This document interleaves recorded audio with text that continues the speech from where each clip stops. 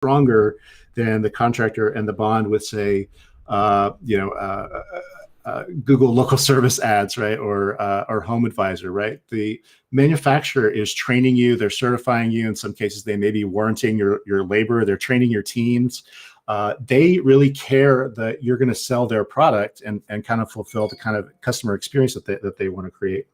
And so that bond is really incredibly important. Now, from a contractor standpoint, the most valuable real estate you can sell your business on is the manufacturer's website, right? The manufacturer puts you there, they're endorsing you. They've already spent a fortune, right, to drive people to their website, to create a web experience that's going to convince people to buy a certain product. And I mean, isn't that the best place for an ad for your business, is sitting at the bottom of a manufacturer's product page?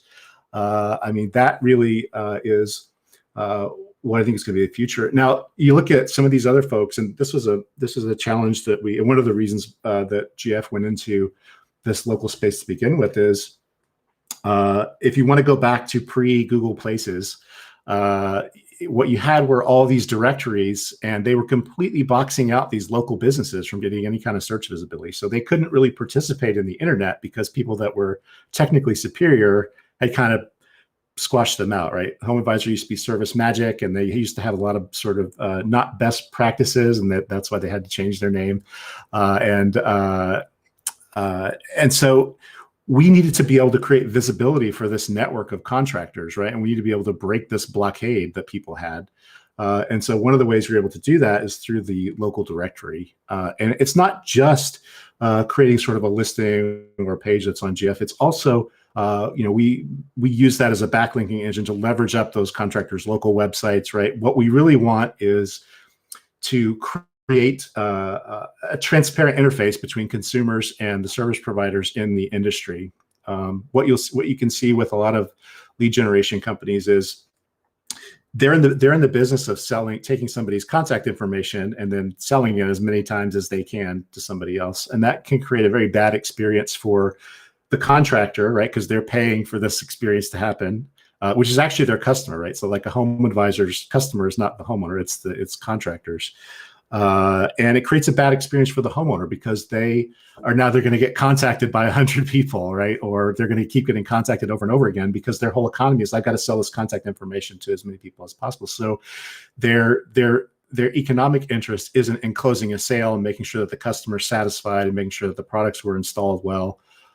So I think this is where manufacturers need to look at taking their own future into their own hands, right? They need to control that experience, right? Not just the digital experience of a sales funnel, but also who did you get connected with? How did we fulfill it? Did you get connected to the right person? Have we qualified that person, right? It's what actually gets fulfilled in reality. And this is really the vehicle to do that. If I want to think further down the road in terms of how these things are going to evolve, people are producing all this content for Google or for Facebook to try to market their business. I mean, manufacturers should think about having those people produce content for their websites, right? And keeping people glued to it, right? Why do I, as a manufacturer, want people to go 700 other places to see my products, right? When I can aggregate that all on my website. So another challenge is, as an installer, right? Think how much influence Google has on your business. So Google is a giant. They're worth like a couple of $1 trillion. So even if your business is $1 billion, right, you're the value of like a penny to somebody with $100 bill. And so they will make moves and things that and you see this already, that can squash or crush a business, right? With algorithm changes, can put somebody out of business. Or let's say Google opens up local service ads, right? So you as an installer with a great reputation and a good search rank and a good reputation in the community, you're now being equalized in that listing space to anybody with a couple of bucks to throw at that space. And so your connection to the manufacturer is that much more valuable because that's really who's gonna care about you and invest in your business on the long term. That is great advice. That was really good. When you said just to kind of backtrack a little bit, we got our viewers back, but we've been having a little bit of weather here in in Pittsburgh, and so we did flip for a little bit, but we're back live again. So when you mentioned that at the start of your answer, we did lose you for about maybe a couple of seconds, but we got everyone back.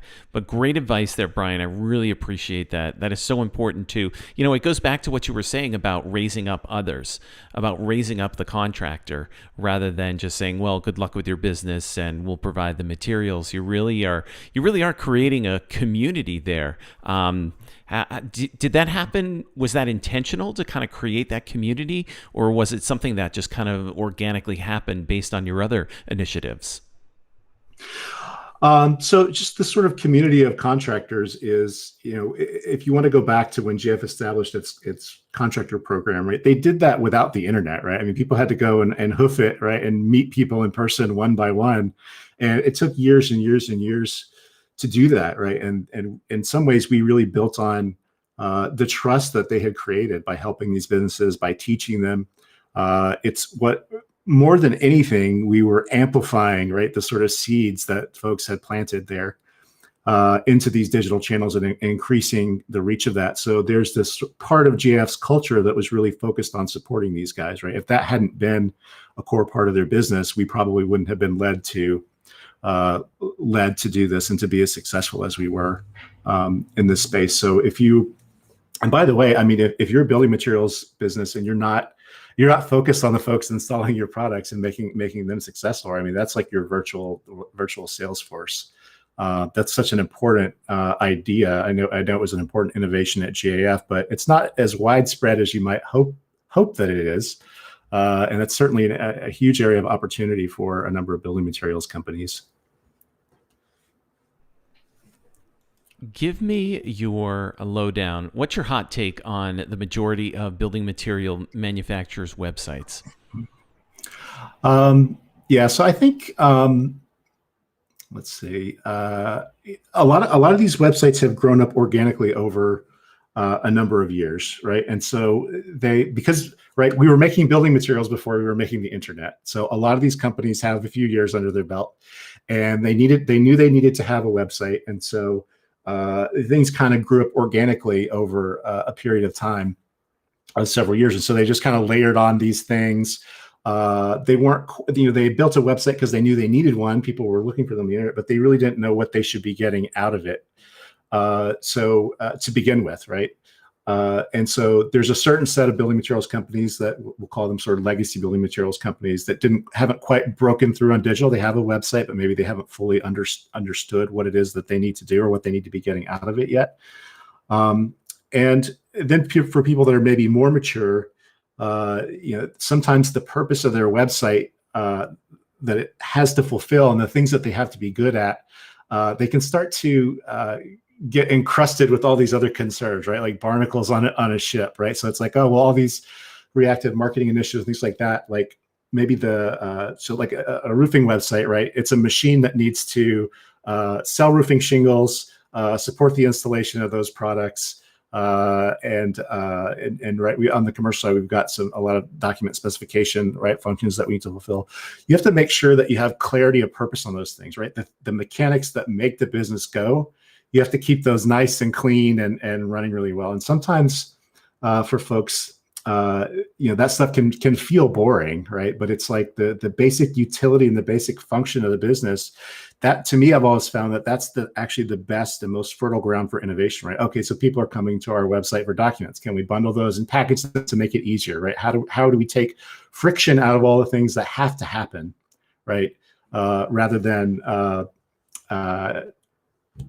I don't know, somebody's got a QR code and that feels fancy this week, and so we want to put a QR code on everything, right? That's something that would always come up over and over again.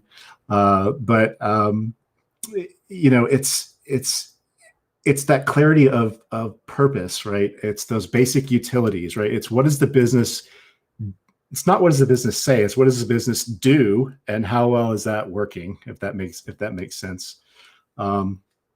Some of it too can be, depending on what kind of the state of digital maturity people are in, it's are they measuring outcomes, right? So maybe they have a website and there's no Google Analytics on it or anything, any data coming back. Like they know they have to have it, but they don't see what's happening.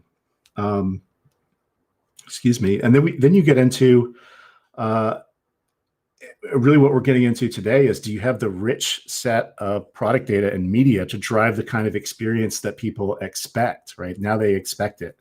So you go to Amazon, you see a particular product, there's 10 pictures of it, right? Does your website have 10 pictures? Does your website have a picture? And so there's this huge need for this mass production of media and content, right? And to get your data clean and right, purified, so that you can send it out and push it out to the market. So a lot of these, those are the kinds of things that I'll tend to see. And then beyond that, it's how well do they actually understand the digital channels, right? So, okay, so let's say our website's in great condition, but do we actually understand the digital channels? Do we understand digital marketplaces and how to get to them? Do we understand how to scope what's normally a estimated product down to something that we can actually price and create a transaction on? Do we understand social media and how to reach people there? Do we understand SEO and how to pull more customers to our website? So it's, like I said, it's the biggest thing I see is you've got a lot of businesses doing valuable things that were doing it before the internet, right? And they're still doing valuable things, but it's connecting it to their audience and serving that audience that is the biggest challenge for them. So tell me how you went from doing all these things from at GAF to finding your own, to being the founder of Dodecahedron. Tell me a little bit about that experience, why you made that decision, how you made the jump. Yeah, I think we need a little history on the name and everything. So go ahead and let us know. So, I really like the building materials space, and, my intention is to continue to work with building materials companies. And so I wanted an idea that expressed material. So there's this idea of the platonic solids. It's like the pyramid, the cube, the sphere, and the dodecahedron was actually one of those shapes that kind of all materials are created out of. And I was also very late to the domain registration name game, so you can guess which one was still available. So that's that's at least kind of what the name is and why I was thinking about that. I also wanted to express this idea that I can help people from sort of a multifaceted, not just in one particular dimension, but kind of in multiple dimensions. For me, the change for me, I guess I would say, I have a ton of respect for Jeff, but they sort of evolved and organized into a state where I wasn't going to be personally as successful as I would like to be. And so that's the other reason that I kind of struck it on here. Actually, years and years ago, I had a web agency kind of in the early days of the internet, right? And sort of the first .com. And I really enjoyed my time doing that. I like to be able to work with a variety of folks and see into a number of businesses and how they're working and how they're operating. So that's kind of where my head's at. No, that's great. I mean, congratulations on the founding of this, and we wish you all the best of success. I'm guessing that maybe your experience with artistry, illustration, there's something that you're kind of crafting or building or creating. There's got to be something in there that you wanted to experience almost again from your founding days of the web design agency. Would you say that's true? Yeah, I definitely would say that that's true. I think there's this idea that we're going to, that's what drew me into the web and the internet. It's like, oh, we're gonna create the new world, right? We're gonna make a dent in the world. We're gonna change things, and we're gonna kind of realize this digital vision or these kinds of experiences that people want to have.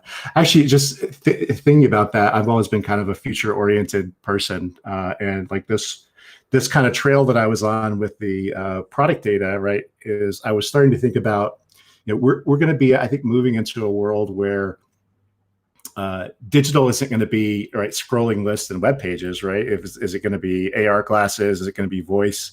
And so another thing that was driving me there is getting ready for that future, right? That means you have to have all the data and media assets and everything all organized and ready to go, because they're going to be disembodied from, right, just pouring it into pages. And to take advantage of that, yeah, you're going to have to undertake just this really difficult. I guess if you're a small company, it's not too bad, but if you're a big company with a huge product legacy, it's a lot of work to get that ready. And I'm really excited about that future. I think it's going to be, when you think about augmented reality and putting your product data or your media into utility, like on the spot for somebody doing installation or for somebody visualizing or for creating a virtual sales experience. I think some of the things to come are going to be really exciting. That is, yeah, that's, I'm kind of a future person as well. So I love hearing things like that. Of course, your creativity, but it's also backed with a lot of data analysis up there in your brain. So I think that you're definitely positioned for some great success moving forward. So last question for you. What's the best advice you've ever received?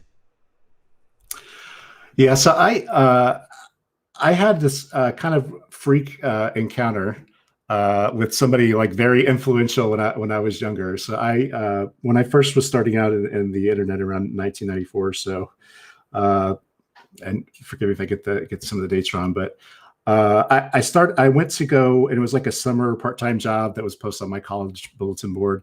And there was this agency, and they were doing digital print on demand services. And they had like starting a web company. And they were serving the university, like Ohio State University. So students could go online, and publications that were out of print or out of demand, they could print and fulfill.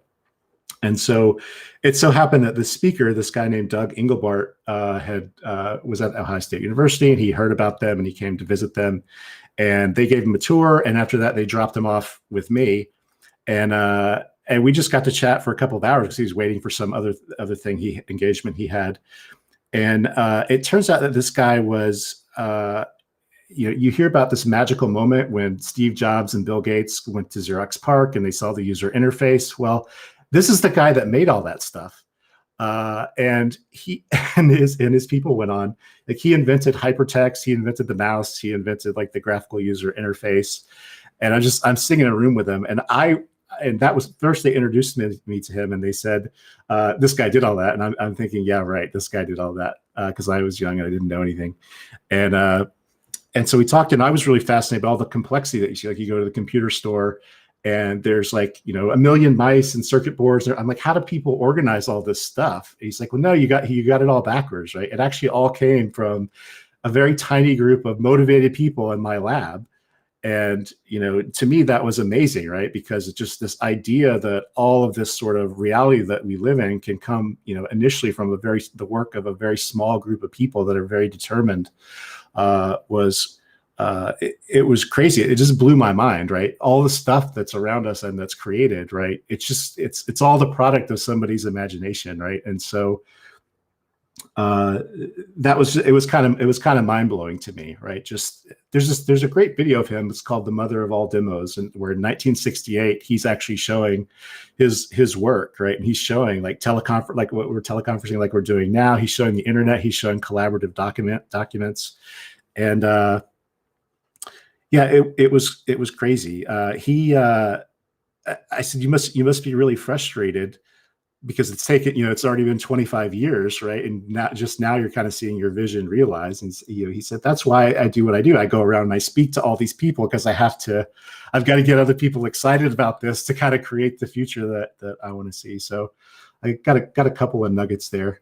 But for me, it was, you don't really have as many, there aren't as many walls and barriers to things as you think there are, right? The biggest wall that you're contained in that's stopping you from doing things is usually your own mind, right? And your decision to do those things, right? What you're going to make or what you're going to create. So that really motivated me a lot.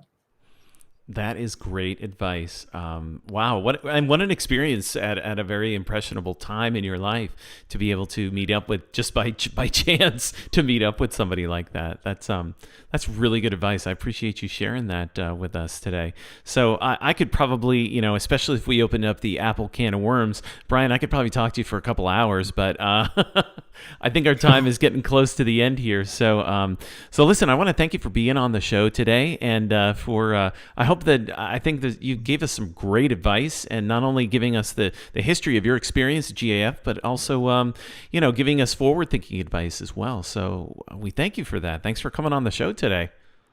All right. Thank you. I appreciate it. All right. Thanks, Brian. We'll talk to you soon.